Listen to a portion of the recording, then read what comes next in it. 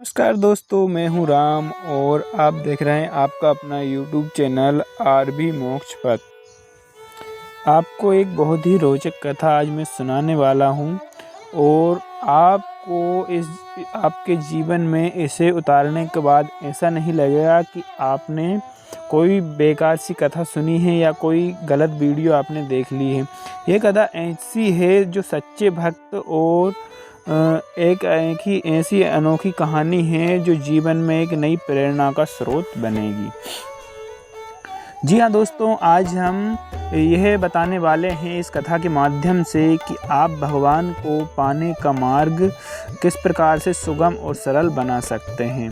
दोस्तों, अगर आप हमारे चैनल पर नए हैं तो चैनल को सब्सक्राइब कर लें और बेल आइकन को प्रेस कर दें, जिससे हमारी सारी लेटेस्ट वीडियो आप तक पहुंच जाए। क्या दोस्तों, आप बता सकते हैं कि सच्चा भक्त कौन हो सकता है भगवान का?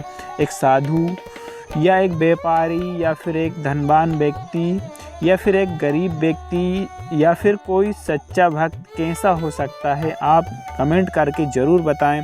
चलिए इसी के ऊपर आज हम एक कहानी आपको सुनाते हैं। जी हाँ, नमस्कार दोस्तों, मैं हूँ राम और आप देख रहे हैं आपका अपना यूट्यूब चैनल आरबी मोक्ष पथ। आज की कथा आपको यह सोचने पर मजबूर कर देगी कि भगवान को असली प्रिय कौन होता है, धनवान, ज्ञानी या फिर सच्चा भक्त। आइए कथा की शुरुआत हम कर देते हैं। एक बार की बात है जब नारद मुनि भगवान विष्णु के पास गए और उनसे विचार विमर्श करने लगे, पूछने लगे कि प्रभु बताइए, आपका सबसे सच्चा भक्त कौन है जो आपको तुरंत प्रसन्न कर सकता है, जो आपको तुरंत खुश कर सकता है? ऐसा कौन सा भक्त है आपका, आप मुझे बताइए।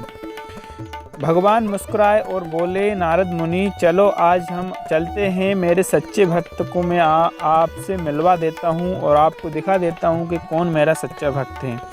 दोनों पृथ्वी लोक पर भ्रमण करने के लिए निकल गए और वह दोनों चलते गए। सबसे पहले एक धनी व्यक्ति के पास, जो धनी व्यापारी था, उसके पास पहुँचे। वह भक्ति भाव भव्य पूजा कर रहा था। सैकड़ों दीपों के साथ जलाकर बैठकर भगवान का ध्यान कर रहा था, चिंतन कर रहा था और बहुत सारी मिठाइयाँ, सामग्रियाँ रखी हुई थी और वह भगवान के ध्यान में लीन था। नारद मुनि ने सोचा कि यही भगवान का प्रिय भक्त होगा, लेकिन भगवान धीरे से मुस्कुराए और आगे बढ़ गए।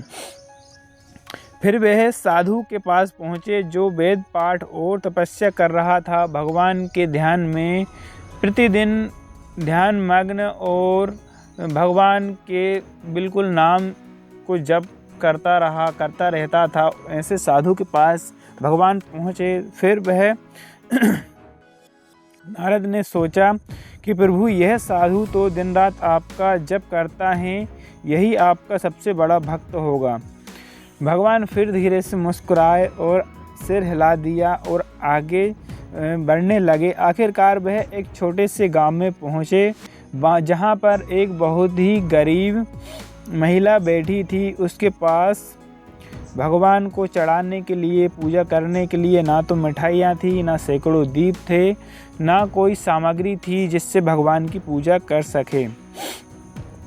बस एक सूखी रोटी का टुकड़ा उसके हाथों में रखा हुआ था और वह आँखों में नमी लिए हुए भगवान से कहने लगी कि हे प्रभु, मेरे पास ज़्यादा कुछ तो नहीं है, बस यही रूखा सूखा रोटी का टुकड़ा है जो आपके चरणों में अर्पित किया है। और भगवान, हे प्रभु, मेरे पास देने को कुछ ऐसा, मतलब भगवान को समर्पित करने के लिए उसके पास ऐसा कुछ भी नहीं था। यह देखकर भगवान विष्णु की आंखों में आंसू आ गए। उन्होंने नारद से कहा, देखो नारद, यही है मेरा प्रिय भक्त जो अपने मन की सच्चाई और प्रेम से मुझे पुकारे, वही मुझे सबसे प्रिय हैं। धन चाहिए ना दिखावा, बस भावनाओं की सच्चाई चाहिए। दोस्तों, यह कथा हमें सिखाती है कि भगवान को धन, भव्यता या ज्ञान से नहीं, बल्कि सच्चे प्रेम से और श्रद्धा से पाया जा सकता है। अगर मन साफ है और भक्ति सच्ची, तो भगवान स्वयं आपके द्वार पर आ जाते हैं। दोस्तों, आपको यह कथा कैसी लगी? अगर इसने आपके दिल को थोड़ा सा भी छुआ हो तो इसे अपने परिवार और मित्रों तक ज़रूर पहुंचाइए और आरबी मोक्ष पथ चैनल को सब्सक्राइब करना ना भूलें। फिर मिलेंगे एक नई कथा और नए संदेश के साथ। जय श्री राम।